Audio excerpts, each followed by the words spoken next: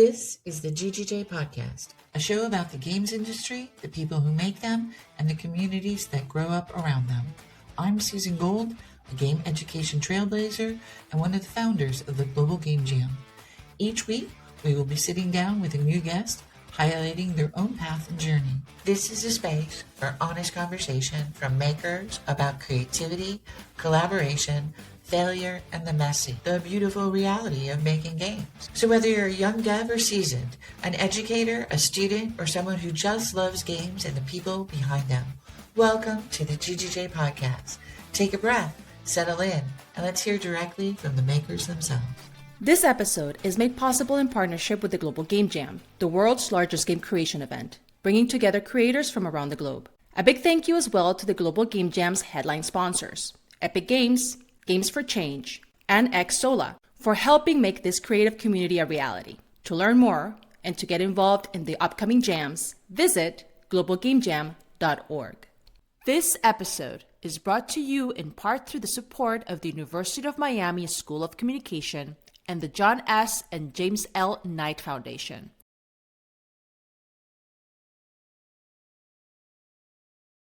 I am so happy to welcome Nico Castez to the podcast today. Nico is a video game designer, musician, and photographer based in La Plata, Argentina, whose work stretches across studios, classrooms, festivals, and community events. He spent a decade running a small studio creating games, and today we're going to talk about his journey and the way making games has helped him define who he is and what he wants to do in the world. What I love about Nico is how honestly he talks about beginnings, endings, and starting again, and how he finds new ways to live from video games without losing his curiosity or his heart. Welcome, Nico. Hi, Susan. Thank you for that amazing introduction. It's very moving. Also, I'm so humbly happy to be here. And yes, I'm here to share a little bit about my story with Avix and how that story got to an end. All right. But for now, when you meet people, how are you introducing yourself? What are you telling people when they meet you for the first time now? I think I embraced full random mode. And sometimes it depends on the context. I share what I think it's more relevant because I'm someone who's very curious and I have many hobbies and some are more professional than others. But depending on the context, I say that I'm a photographer, maybe a music enthusiast or a producer or a game designer or a game developer. I think I'm, in essence, a very, in English, I don't know, but very ludic. Like, I like to play with things, with technologies, with rules, with expectations from social codes, whatever. It's like improvising or making jokes. It's all part of the same desire to surprise someone with something different, to invite them to think about the world in a different way. It's like we always repeat the same things most of the time. And when something or someone invites you to do something different, we learn about ourselves and we loosen a bit. I just think of you as a creator. I'm so always sad when people like to just put themselves in one box. But I love the fact that you've always been exploring all these aspects of yourself. And I really am impressed by the fact that your start early on was kind of one of those experiences that really set a tone for your life, about wanting to make games for a living, but living from video games. What does that mean for you personally right now in your life and career? I think up to the closing Avix was like a challenge, was something that like in survival mode, it was something that we had to achieve and we did. And we lived from video games for 9 years. And I think that's one of the things that I'm most proud of from the Avix years, because most of the people we met, they had other jobs, they had other things, they had other boring professional task to solve, so they had money to make games. And for most of the time we achieved to live from our games. And nowadays I still have some passive income, and I think that's something that it's worth mentioning. It's not enough for me to live, but it's a help. And I think it's thanks to those decisions we made as Avix that took us to create our own IPs and our own games, and not just making games for a client. We did both things, and both paid off. So nowadays, still I am still working on how to make games in my new context. Yeah, Quite a yeah. lot about that. Let's go back to those early years and how you went from studying to making a game and deciding that that was what you were going to do for a living. Mine is like a story of, let's say, evolution. I went to high school. I repeated, you say in English. I had to do a year again, and that's also like, oh, you repeated. It's something bad, but it gave me time to think about what I wanted to do, and that time led me to make my first startup. That it was not very professional or very serious, but I did something of my own that people saw value and put money into that. And that was the high school saw something I was doing that was related to photography. And I did like a flash launcher on a CD. So I was doing something out of curiosity, mixing photography and development and design in high school, and the school paid to copy those. And that was my first, let's say, company, and it was just 2 years. Then I moved to Buenos Aires. I started working doing flash presentations, and my story has a lot of pages. Like I was working as a designer there. I started a video game company with a very good friend of mine, Marcelo Aberman, and we did some video games for these, how do you call the saloons you hire to celebrate your kid's birthday party. We did video games for a place like this using customized hardware because my friend Marcelo was studying electric engineering. And after that, I had different startups with different partners, and I had to decide to move on like 4 or 5 times before Avix. So the previous page before Avix, I had a studio, a graphic design studio. We did branding, we did websites, we started doing some video games, mostly like porting some small flash video games into HTML5. And that's the moment when I said, okay, there are opportunities in video games. So I decided to close a very healthy graphic design studio and start with a new name that was Avix. And for me, it was so natural. It was like, okay, I need to move on. Intiva, that was the name of my previous studio, was not representative of where I wanted to get. So I moved on, and I quit a couple of very secure jobs. I don't know how to say, but I remember my mother being like afraid. Are you sure you're gonna quit that job that pays you well You're for like a 21 then, right? You're 21, 22 years old. that part of, let's say, not failed, but previous startups was from 21 years old to 26, I think, something like that. But you just kept trying. That's another thing that people neglect to mention is, yeah, I tried, but then I got knocked down, but then got back up and I tried again. And it's interesting that you went through versions of yourself, what you thought you wanted to do, and then you finally came up with Evix, and then you were able to attract the people that you needed to make this come true. How did that happen? First of all, you did, I think, mention that I'm from La Plata. La Plata, it's 1 hour south Buenos Aires city, and Buenos Aires city, it's where most of these kind of things happen, where most of the companies are in Argentina. But at that moment, I didn't know that I was from La Plata. I did know a video game studio here, but barely. I did some animations for them, but I didn't know about the industry. I didn't know about anything else. So when we went to an event in Buenos Aires, we met Alejandro Parraguirre, also big friend of mine. He was such a big part of my professional career. Big shout out to him. He was organizing through the national culture government position he had a game jam inside this event, and we participated on this game jam that was 2 days. The theme was human rights, but also a few topics around that. And we decided to do a game about a kid that has to learn how to use a wheelchair. And we met that way. I showed you that game, and I remember you resonating with this game because you had to learn how to use a wheelchair or something like that because Yeah, you had. yeah. I had broken my leg, and I was in San Francisco at GDC in a wheelchair on those hills, you know? Yeah, no, it's crazy. But for me, it was amazing to see how a video game could impact so much more than the previous job I was doing as a graphic designer. I loved making branding, but video games have this potential of becoming part of you. Like the games I played when I was a child, I'm never gonna forget about like the Monkey Island jokes, or the first time I played Pump It Up and danced on this machine that I ended up buying on COVID. But that's other story. So after these 3 years running the graphic design studio in Tiva and deciding to focus only on video games and going to this game jam, I was amazed by this thing that I just had participated.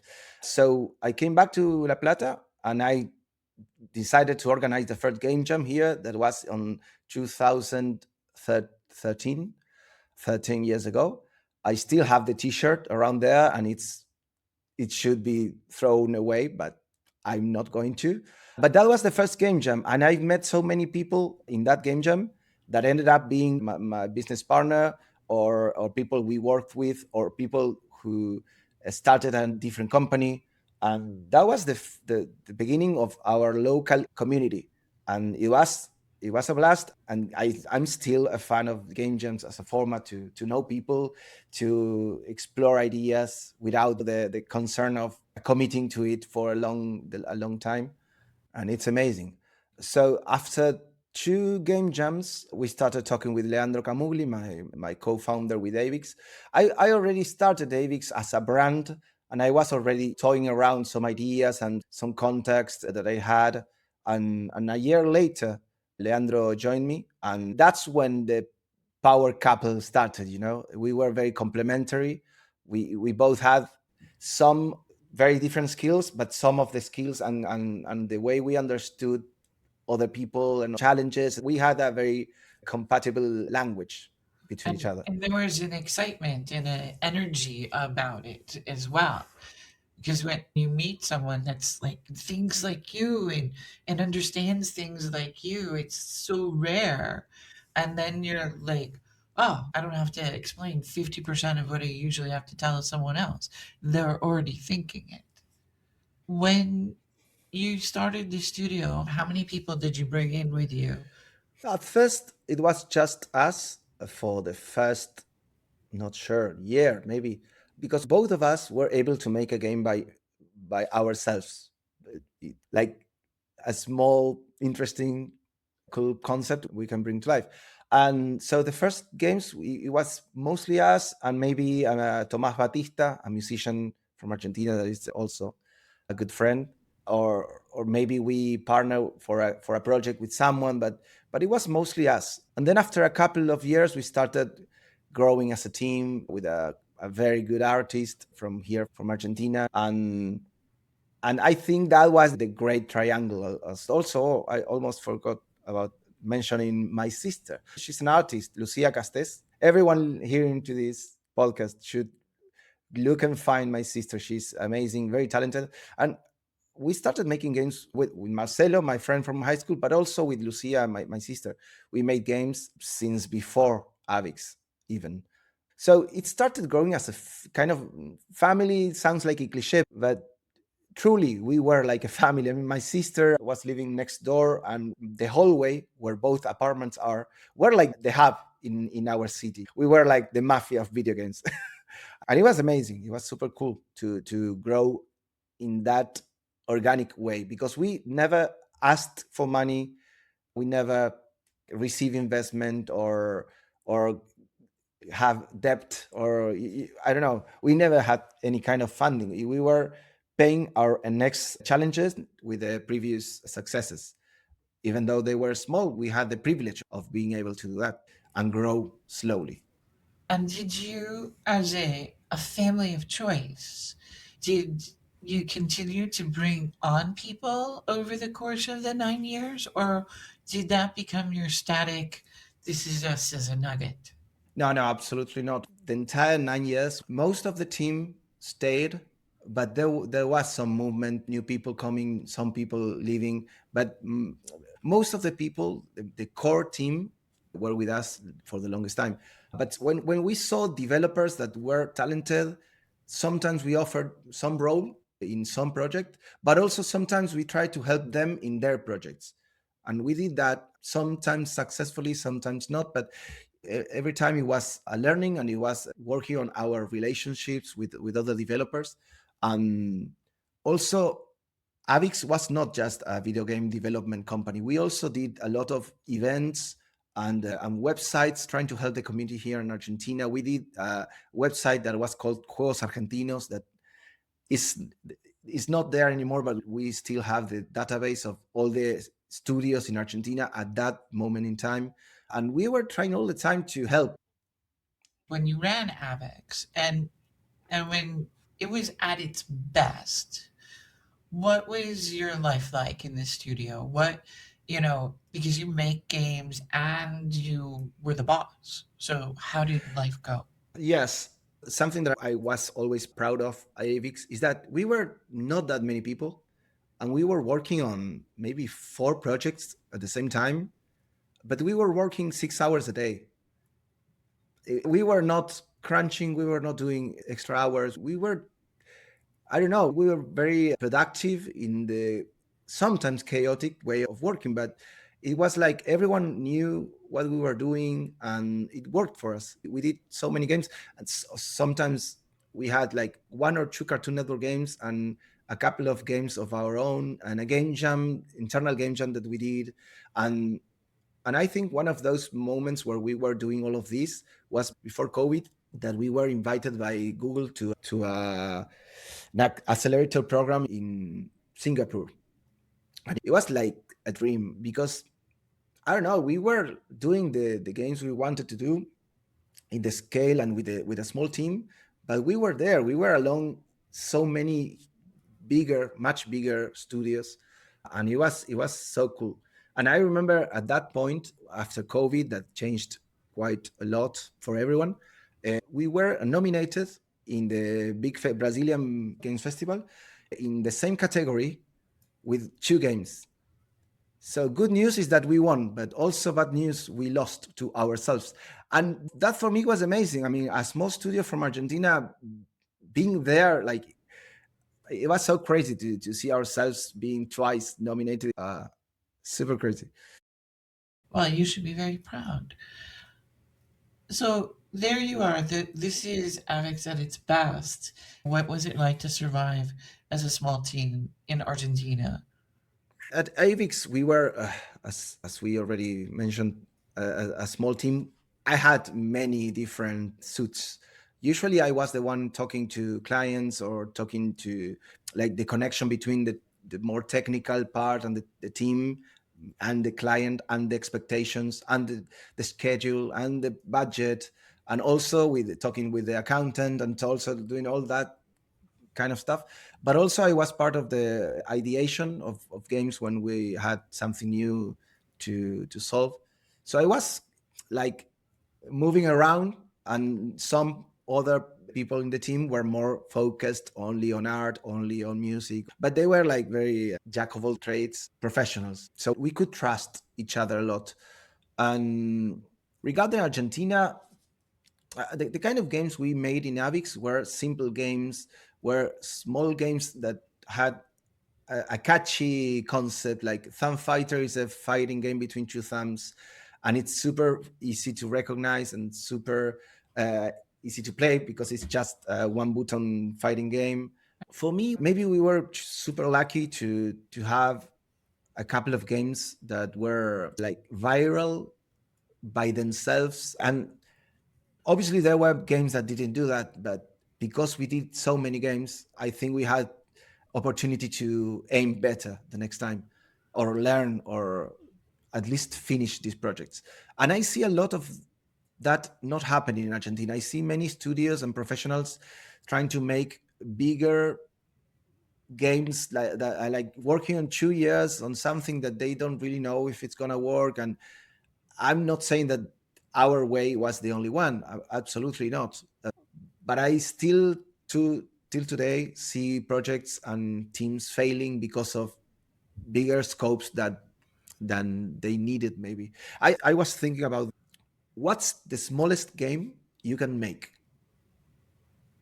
What's the smallest game you can make and you can polish and you can deliver and you can put out there, you know? I think that's a challenge that I would invite everyone to to face as an exercise, not as your main product maybe, but for us it has worked. Now, one of the big changes in everybody's life was the pandemic, and COVID seems to be a turning point for you and the company.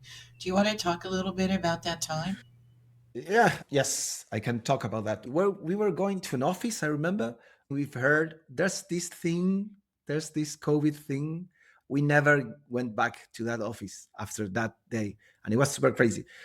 We, as technology people, we could get used to Discord pretty quickly.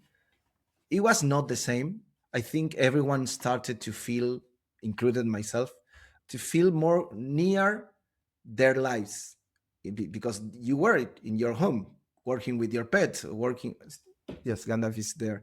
So I think everyone started to want to balance better. At first we continued with this, let's say, virtual office. We were there connected and talking as if it were like a real space, and it was cool at first, but then slowly it was not the same.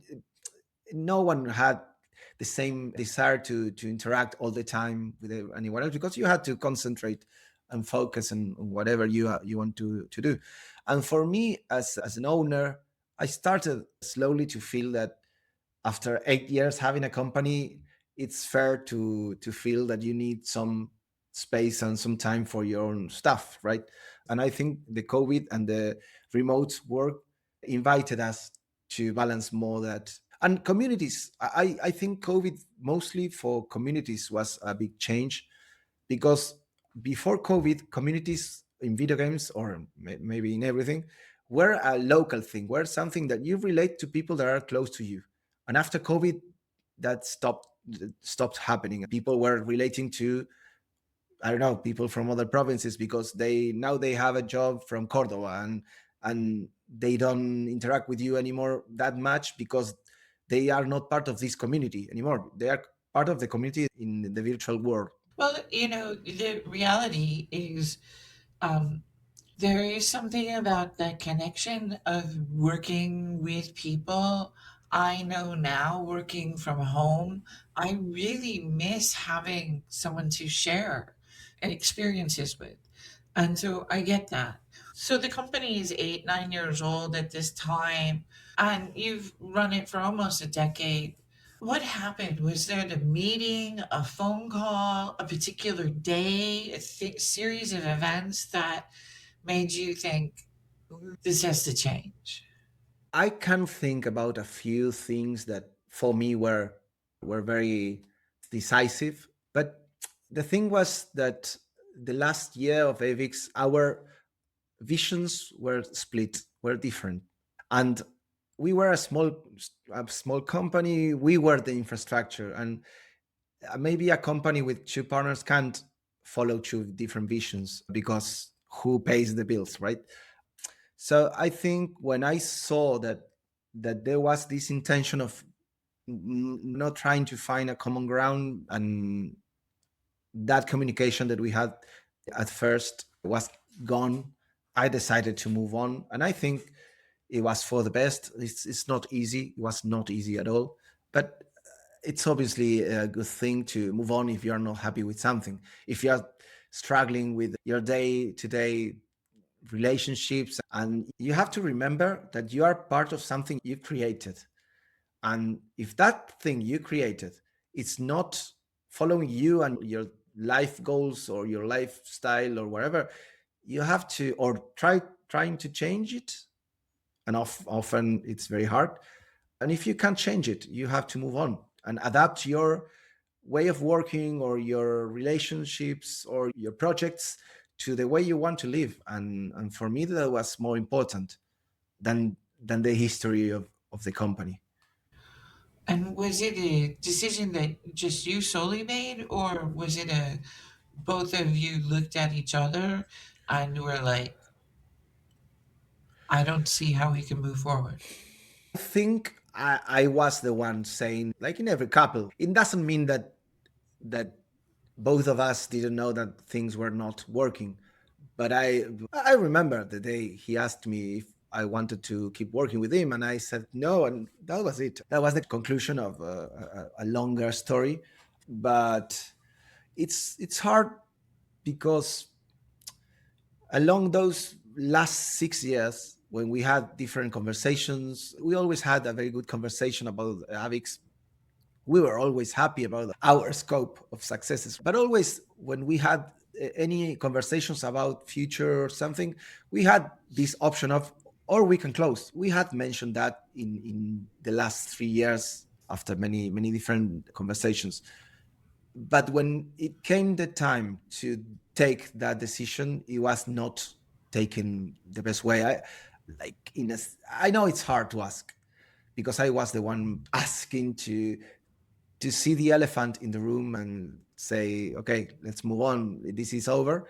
In a good way. I mean, such a big thing to create a company that it's a hypothesis, an experiment, and it did so good that it lasted more than 10 years, and it shouldn't end in an awkward way. But you can't control how something that you decide impacts in everyone else. But I think everyone else around Avix do not know the entire story because it's not the same to be an owner than to be an employee. And I think I had to take that decision because my intuition was saying this is a good time because there were other things happening. We were finishing up the bigger game project we had. We were understanding that Cartoon Network was not going to be around anymore.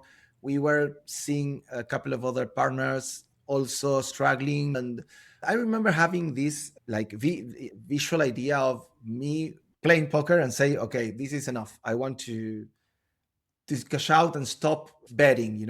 Because at the same time there were more personal things happening. Maybe middle life crisis. I was almost getting to 40 years old.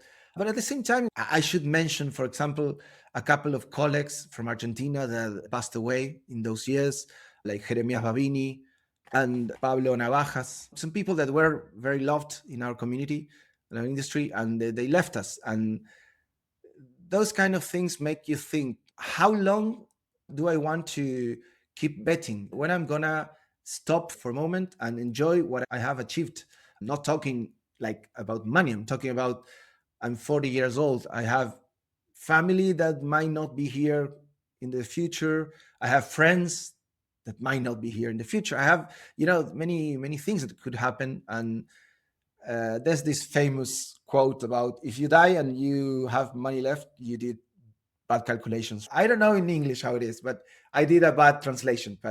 And so I had that feeling that I wanted to stop betting and take some time to see what to do, and not feeling the way I was feeling, that Avix was feeling closer to a constraint than to an empowered thing. And at the time, we won something that was amazing. We won, I guess it was 2023. We started the year knowing that we won an Indie Fan prize from Google, and we won a really, really huge prize that helped us to start like with really up energies. But it didn't change. It was not about money. It was not about that. It was about visions where we wanted to go. And I think it makes sense that when you grow, your context changes. And what was good when you were younger, maybe it's not enough when you have some economic stability. So now I don't want to make a game that I don't really want to do because I want to do it because of something else. And something I remember also is that when we started working together, something that we mentioned as a difference between us with Leandro, is that some of the games we liked were similar, but some other games were very different. So we didn't like or we didn't play the same games. So at first I remember it was not a problem, but I think it became a problem when we grew 10 years because we wanted to go different ways. So, just a quick, maybe if we could, look under a slide really quickly, your sense of identity. I mean, there you were successful. You won recognition. You had a lot of people who knew your name, knew the studio, and then all of a sudden, it's over. What emotions came up for you that you didn't expect? Because it was your decision to make the move. Did you still suffer through the loss? I mean, we are humans. Of course, it was not an easy call to close Avix. At first, it was a feeling of relief because we were building this car castle. Each decision was building, and that was something we had in the back of our minds. This castle can fall apart at any time. You never know what can happen. And for me, the first thing was yes, relief. But then it turned a little bit of awkwardness on the conversations we had to have. Closing a company is not just closing a door and throw out the key. It's like a lot of steps with the accountant and people we had to let go and do everything as we should do. And it takes time. And we still have to finish things of almost 2 years later. So I hopefully will be able to say to my grandchildren that I closed Avix entirely. How do you process this emotionally and put it in a frame of context that allows you to feel comfortable about it? Takes time and a lot of internal processes. I mean, it depends on your brain structure. I'm more what's it, neurotic, so I tend to talk to myself about things that happened and repeat some conversations, and I think about other outcomes or other things I could have said. Uh, but what helped me a lot was to take some distance. As I said, I have many other interests. And I went, for example, to a circus convention. And there were so many workshops about juggling, about playing with fire, and the community there is so awesome, And it was fantastic for me to go to a new place and see these similar communities in a very different world with people that are also sharing something that they love. And I think I did that kind of exploration and knowing that there are many other communities that I can feel comfortable in. I think it's part of my process and also something I sometimes struggle with because it's like having many interests. It's sometimes a pain in the back because you can't do everything. You have to choose, and when you are choosing, you are leaving something out, and that's something I still juggle with. That's why I go to circus conventions. I want to juggle my life and my interests, and sometimes I am able to do that. Something that I like a lot also that it's related to everything I do. It's I'm a very sociable person. I love meeting people. I love talking to new people, and that's why I think I'm very interested in getting to these other bubbles or worlds. I started also doing a musical like a tiny desk kind of thing in my house, and it's amazing. I can get to meet new musicians, and each time it gets bigger, and I have 30 people here in my home enjoying, and I record that and I upload it. I don't know, it's like starting over in the best way possible, using all the knowledge I had from my previous experiences as a designer, as a photographer, and exploring and bringing something different to these places. Because maybe video games, it's an industry that we are used to see people from different backgrounds. It's an industry where you have programmers, musicians, artists, and there's this mix. It's a normal thing for us.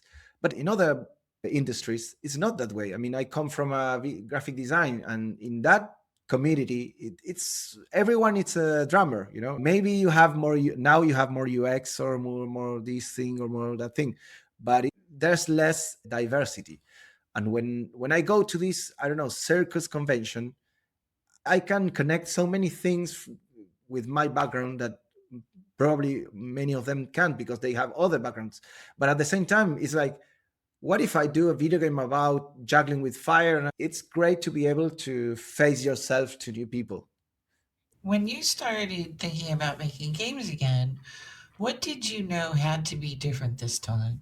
I know you didn't want to rebuild the same studio with a new name. So, what makes your new venture different? It's again projects and companies or studios or everything. It's an experiment, and my new experiment that it's called Goraku Club.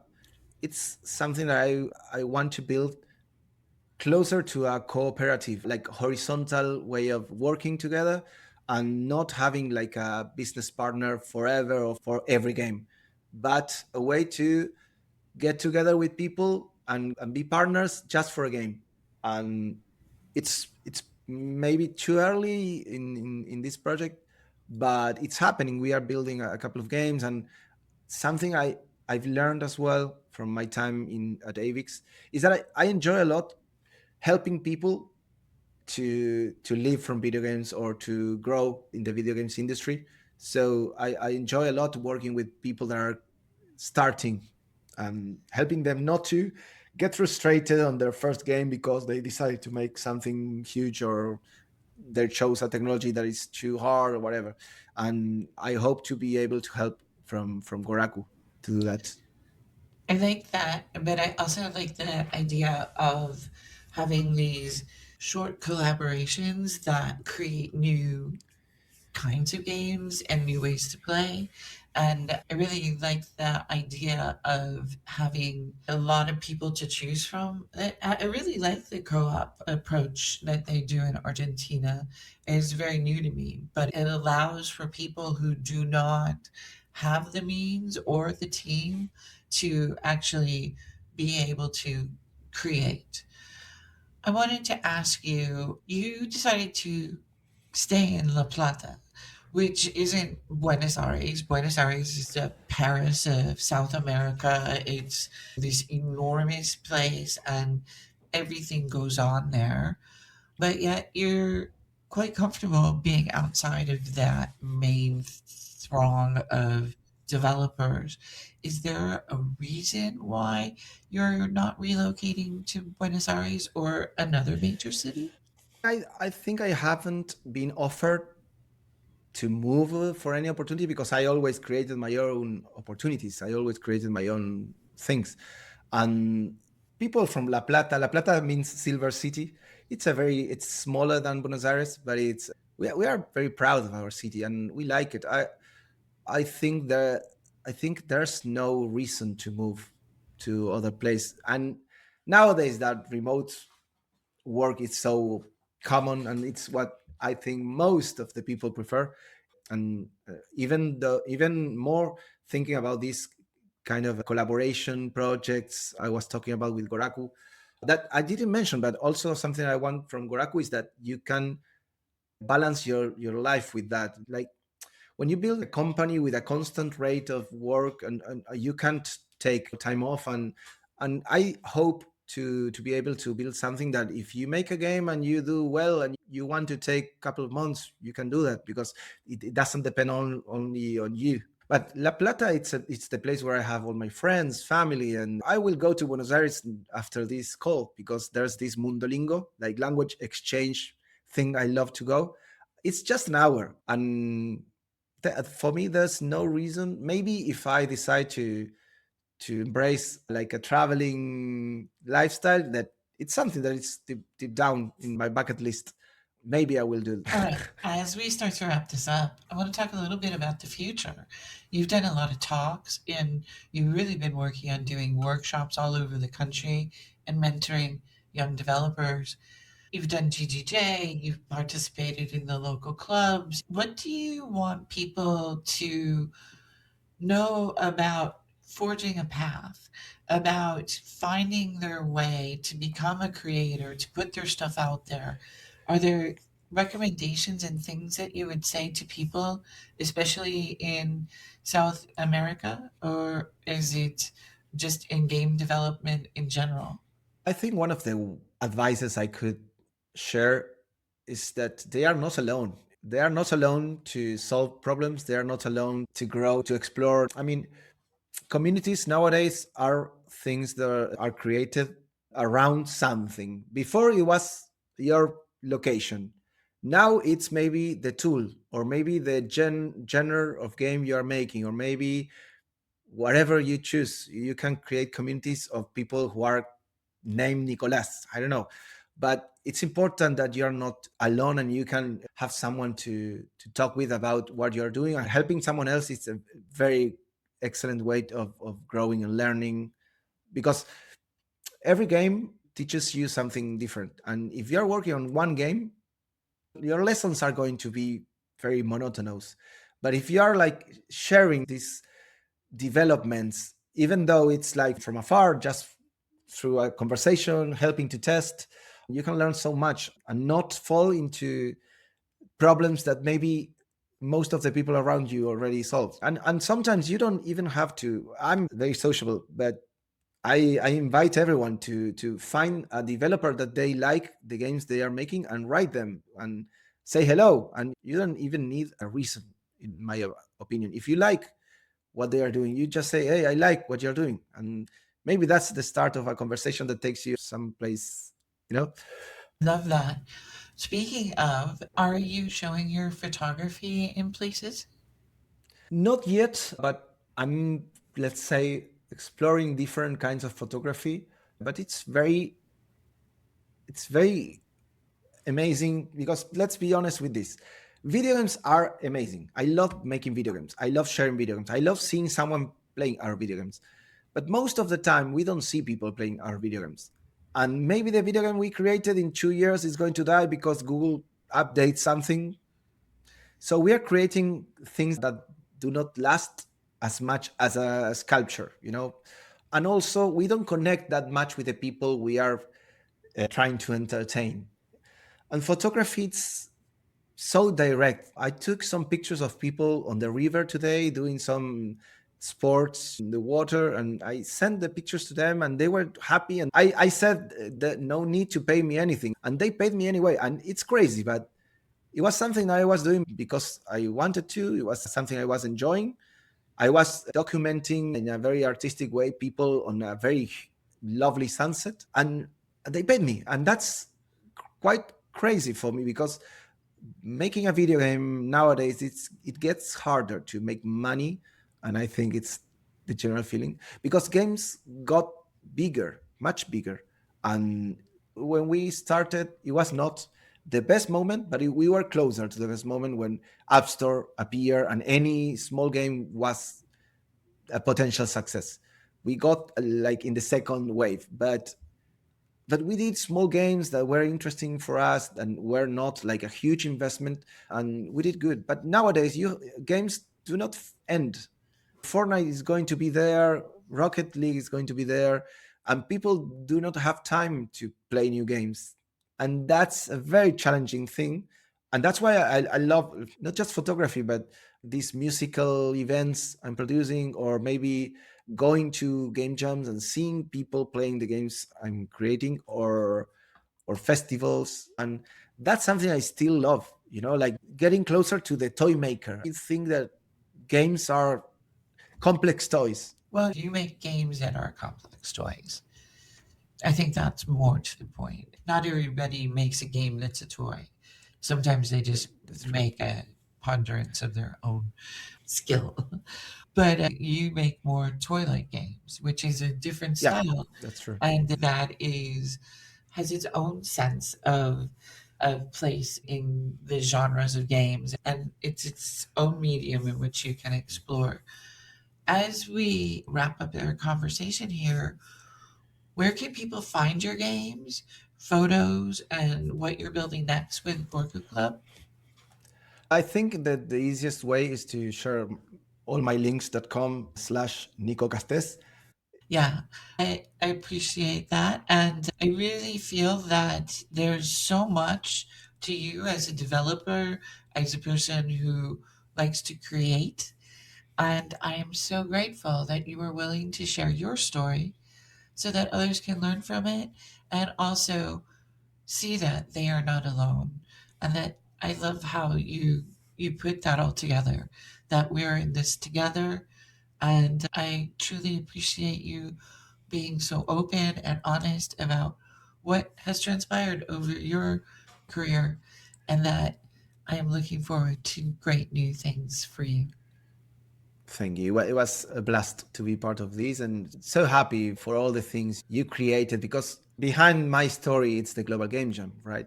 You've been part of my story as well, even though I didn't mention as much as I should.